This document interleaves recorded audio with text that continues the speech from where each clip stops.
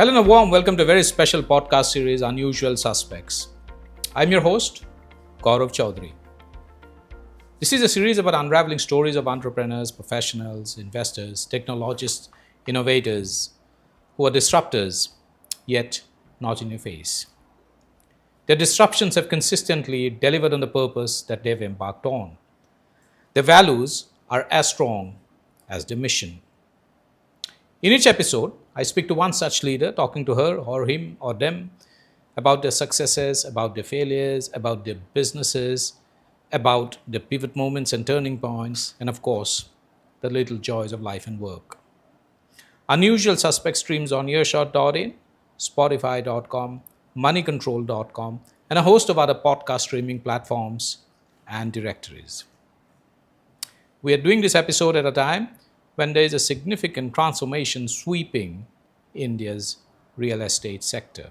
It is not just about property prices, it's also about technology, it's also about consumer preferences, where people are experiencing choices before they make their purchase decisions. At the center of all of these are, of course, the platforms that are helping consumers evaluate and make their purchase decisions. To talk about all of these and much more, I have with me someone who knows it like the back of his palm. He has been tracking it and has been at the forefront of it for more than 2 decades now. I have with me Hitesh Singla, co-founder and chief information officer, squareyards, India's biggest integrated real estate platform. For more than 2 decades, Hitesh has had a front row seat and has had led transformations in technology and the related universe in India's real estate sector. In 2022, he was recognized by the Confederation of Indian Industry as the CIO of the Year in the real estate and infrastructure sector. Welcome to the show, Hitesh. Delighted to have you here. Thank you, Gaurav. I feel real estate has been the most expensive or hence the most stressful transaction anyone makes in their lifetime. So I feel my job is not just making tech for it, it is to remove the friction, Yeah. opacity from this journey. So Absolutely. looking forward for our conversation. Hitesh, let's start off with a very basic question from a consumer's point of view. It is about property prices and it continues to rise. That is at least the sense people on this side of the fence, that the consumer side of the fence, seem to have. Where do you think, what next is the stage for this? I was reading one interesting concept recently. It's called chronoperception. That time is measured in two dimensions. One is in the moment, and other is in retrospection. Let's say if I am waiting for my flight at the airport, the 30 minutes of the wait time, or let's say if I'm waiting for a ride for the roller coaster, I'm in the queue for 45 minutes, and then the ride happens for 2 minutes. In that moment, that 45 minutes sounds very, very long. Similarly, if in real estate, we are talking about the prices have gone up because recently the prices have gone corrected, especially in Delhi NCR. It was a long due correction which was pending. That's why if you look at the complete sector, the prices have gone up in annually by 6 to 10%. That's the basic appreciation anyone would investing in real estate would invest. Right. If we say the prices are high, let's say if you Nvidia gave you 100x return, you can't say that the stock market is at high because Nvidia gave you 100x, Right. 100x, is expensive 100x now. So there are pockets where appreciation is still due, and there are pockets which have become expensive. If you miss that bus, okay, but there are corridors, the new upcoming corridors where you can do investment, and the appreciation is still due on those. So, as an asset class, of course, 6 to 7% or anywhere between around 7 to 10% is a return that anyone would expect. Sticking to the property prices area, there's a view that it only goes up. It doesn't fall. It's only the direction is only one way, which means that for a large number of consumers or a large swath of consumers, the mega markets will remain probably unachievable. Uh, if that is the case, how does it impact the brokerage business? So high prices will not doesn't translate to low demand. Right. Okay, so if the mega market has gone super expensive, let's say some markets like Golf Course Road of Gurgaon, if it has become super expensive, but there are new corridors which are coming up, new pockets where the new investment people who are coming up in the real estate investment now, they are making their first home buy.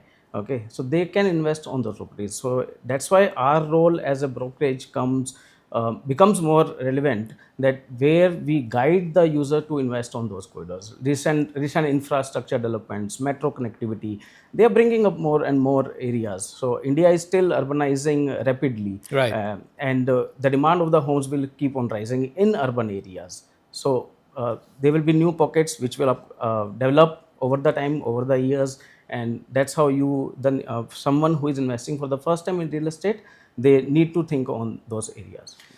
Hitesh, this is a sector, and you talked about opacity. This is a sector that is actually characterized by a very high degree of trust deficit. Uh, Developers and consumers don't trust the developers for various reasons. There could be legacy reasons, there could be some bad apples, etc. I'm not going to get into the details of that.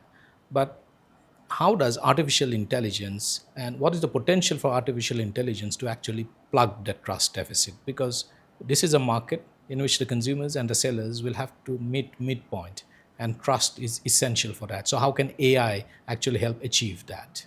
So when we say opacity, there are two parts to it. One is not getting information at all, and one is getting different information from different sources.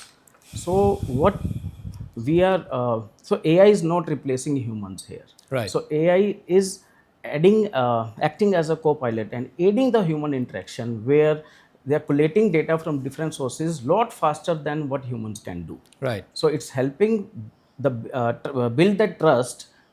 Because of the data consolidation, it can do a lot faster, and the information which you are lagging, which you spent multiple hours to get required information to do your real estate investment, AI will make it a lot faster. And we are making system in house where our agents are helping users and guiding users based on the data which AI is collecting for So them. artificial intelligence, in a way, is helping dismantle the information asymmetry Right. that currently Correct. exists, and because it is far more efficient than humans. But we are also in an age of information overload.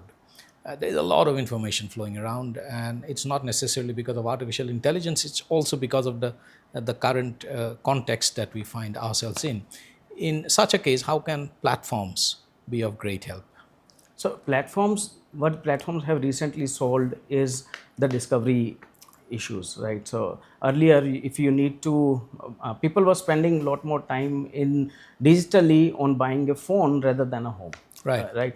But that have in the recent years that have changed. Now people do their investigation digitally on platform, and then they take their property investment decision. So that all the real estate platform, they have sold the discovery platform, and along with the AR, we are coming up. Virtual tours are also possible. The new investment which you want to make, you can take the virtual tour of the properties. So it helps you how the property will look in the daytime, nighttime, and different floors. So all those decision making you can do at home before visiting the site actually. So, which part of the buying journey are consumers using the tech most? As of now, it's on discovery platform and financing. All right. Financing has become a lot more automated. So earlier, now you can get home loan pre-sanctioned at a click of a button. Earlier, there was a lot of paperwork required before even you get the sanction of the home loan. You can know your civil scores. You get to know your loan eligibility. If you are eyeing for a 2 BHK home and you are not knowing how much capital you will be able to get. So supposedly you are, if depending upon your income, maybe your loan capacity is a lot more than what you think. So you can upgrade to from 2 BHK to 3 BHK. So it helps in those digital interventions helps in making to make you correct decision. Absolutely. If you look back at square yards, for instance, and what was the what were the most significant challenges that you would have encountered during this journey while trying to build and build Square Yard and a platform like that, because it involves technology and also involves a fair degree of human involvement. And what are the lessons that you learned alongside? So real estate has been one of the oldest industry, you can say. So it's not only the digital information piece which was missing. It was digital first mindset was missing. Right. So people were not thinking going digital when they were thinking about real estate. They were not even thinking that this information I will be able to get online, or this is one step which we can do online. Application from signing of the application form during when the COVID happens, that was the major leap which developers and consumer both took, because the physical you were not able to go to physically sign documents at a developer office. Lot many transactions, of at least the initial part of the transaction, also moved to the electronic signature. The adoption of that was a lot slower than what it before the COVID. So COVID also helped the close down at that time, also helped in the adoption of the digital journeys with the developers as well as with the consumers. So the pandemic actually accelerated the Digital adoption of adoption. digitization, and that's true of the real estate buying behavior too. Finally, you have seen a significant amount of technological transformation with the kind of work that you do. How has it? How has your leadership style evolved because of that, and what are the lessons that have stayed with you? Uh, so I will answer in two parts. One, what has changed, and one, what hasn't changed. One thing which has changed is I have moved towards more on why, and I believe people are now. I believe that people are smart enough to handle. Once you explain them why, they will figure out what and how. Right. So my job as a leader is to explain the why now. Earlier, I used to focus a lot on what and how. And the second thing which hasn't changed, I still feel I am the one of the junior most member of my team, and I still feel there a lot to learn, and I can learn from a fresher as much as he can learn from me. So Absolutely. And what next for Square Yards? What is the next step in the evolution of the company? So we are growing as of now. As CEO Tanuj says, we haven't even scratched the surface. Though we are one of the biggest company, there are a lot more to achieve. We want to gain our make our reach more in that this number of transactions what we do for Squareyards, and bring more on that digitally all the consumers. Wish you all the best for that. Thank you so much, Hitesh, for taking the time out and dropping by to have this conversation with us. It was a wonderful conversation. Thank you, Gaurav.